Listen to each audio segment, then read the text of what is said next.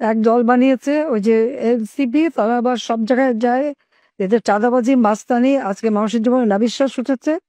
এবং আজকে গোপালগঞ্জে যে তাদের ন্যাক্কারজনক ঘটনা ঘটলো, তো এদের কারণে আজকে প্রায় 60-70টা প্রাণ ঝরে গেল। তো আরো যারা আহত তাদের অবস্থা খুব আশঙ্কাজনক। ধারণা করা হচ্ছে যে 15 জনের মতো বোধহয় মৃত্যুবরণ করবে।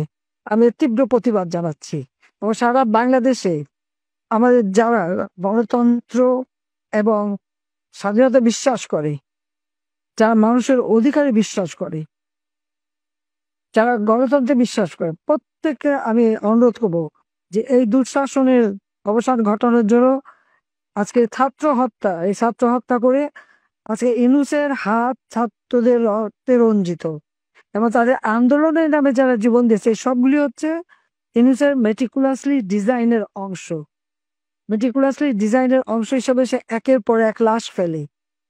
আজকে যদি আমি প্রশ্ন করি, এই যে আবু সাঈদের হত্যা নিয়ে এত কথা টেলিভিশনে আপনি দেখলেন, বুক পেতে দিল, তাকে গুলি করা হলো, তার পোস্টমর্টম বা ফরেনসিক করা হয় না কেন?